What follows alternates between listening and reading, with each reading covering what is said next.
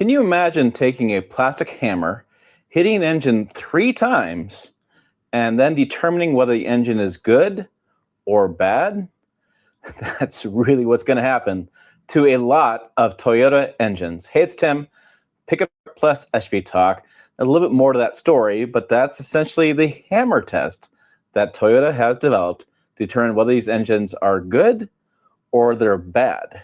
Kind of gives new meaning to that new Toyota Tundra TRD hammer coming out later on this year. It's over on our website, pickuptrucktalk.com, this year, next year for that TRD hammer, by the way. It's on our homepage right now, but you may be able to find it later on if you go to the Reliability Center and you scroll down. This Reliability Center is full of details, by the way, big details in this. And you scroll down, there'll be an engine reliability section, and it's probably going to show up here pretty fast because this story is getting a lot of traction right now. Even though I published it just like an hour ago, it's already people are going, what the hell's going on with this? And by the way, fans of the channel may be wondering, there was no truck news recap yesterday. I was in Detroit checking out a new truck that you guys want to know more about next month. Lots of details in that and some not details. Really interesting information coming. Anyways, Toyota techs are smacking Tundra engines with a hammer to decide their fate. That's true. That's bizarre. But here's what's going on. I was able to get the technical details for the instructions for the recalled Tundra trucks, the 2022 to 2024, and the technical instructions for the campaign 25TA14. They detail in the inspection procedure. This procedure for the V, it's technically called the V35A. That's the name of the engine. It's the twin turbo V6, not the hybrid version. Be clear about that one. The crank bearing inspection, and applies to those 2024 through 2024 Toyota Tundra trucks. Also some Lexus LX and some Lexus GX. I should add that as well in the story, but it's that engine.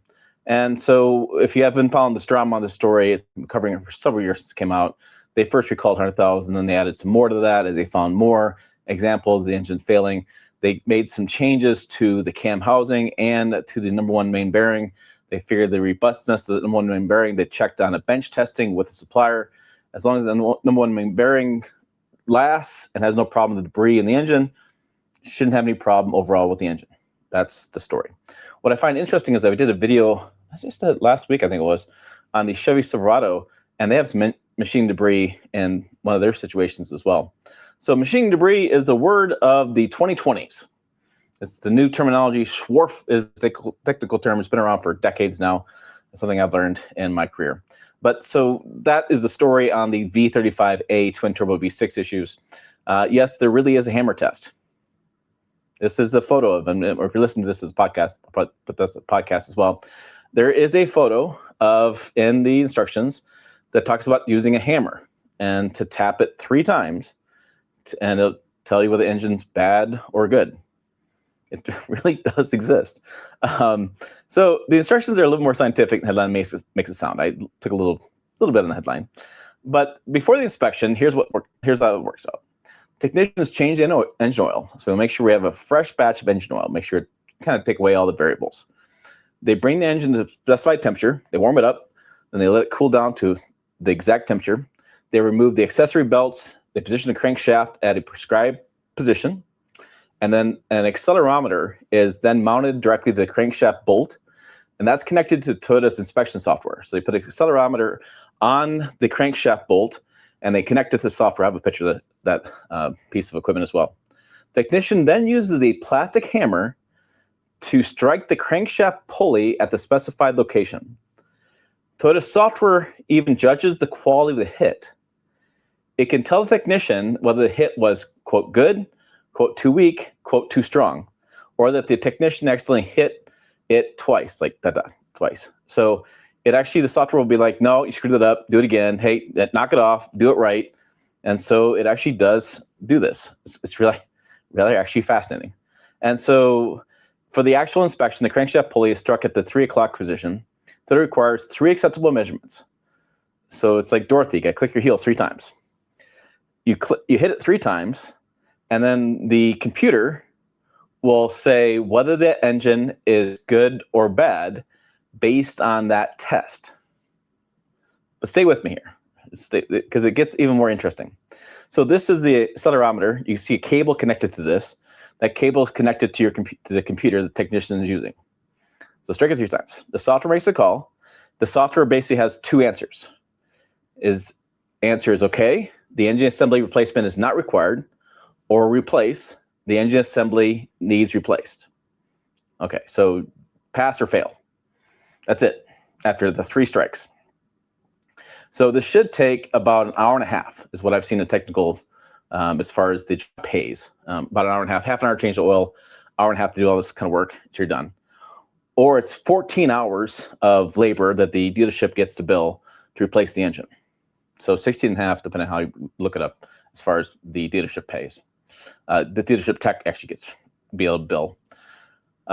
It's an interesting process. They do not explain, the technical instructions do not explain exactly what the computer is going to, characteristics as far as in the measured data to determine whether pass or fail.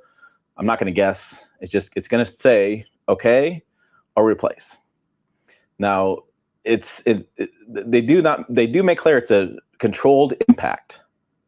It's a controlled test. This is not a just hit it a couple times and listen, put your ear on it, whatever. This is a controlled test. What I found really interesting about this as I started looking into this is not something new. There is engineering behind the hammer test. So this is a photo of a guy who's taking a hammer and hitting a piece of was it equipment or what was it? It's a piece of structure, and I thought it was an engine block when I first did a photo, but it's a piece of equipment. I had a couple of photos set up, and he hits it with a hammer, and the resonance test goes to the computer and tells them whether that piece of structure is sound. So they've done this, and they've done it with engineering. They've done it with, it's called impact testing or experimental model analysis. You see this in different places in structures. I believe airplanes do it as well. The National Institute of Standards and Technology, which is a government agency, describes an impact hammer as a handheld force sensor used to apply a pulse force to a system for dynamic measurements. So this is actually an engineering thing. As strange as it sounds, there is some engineering history behind this idea. And I just found it really fascinating. So there is some talk about this. Now, crankshafts aren't new to this kind of testing. Published engineering studies have used impact hammer and accelerometer to excite crankshafts and measure their vibration response, then analyze the data to identify dynamic characteristics. So this is not new. You can hit a hammer with crankshafts. You can put an accelerometer on there. You can do the computer. That's not a new thing. This has been used in different industries.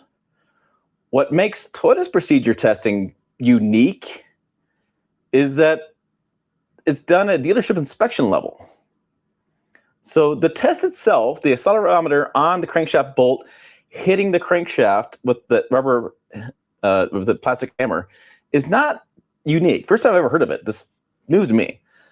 But it's not unique. What's unique about it is the technician doing it at the dealership. That's unique. And it sounds crazy, but it does make sense. I don't know how they're determining whether that crankshaft is going to be structurally sound. I imagine they're looking at whether it's been worn down by the debris. So if you've seen the teardown videos from like Dave's Auto Center and stuff, you've seen that bearing get just destroyed and the crankshaft just get beaten up by the debris gets in there and eats up the crankshaft. So I imagine what they're trying to do here is, and this is totally my guessing, is they're trying to determine whether that crankshaft is still good or not.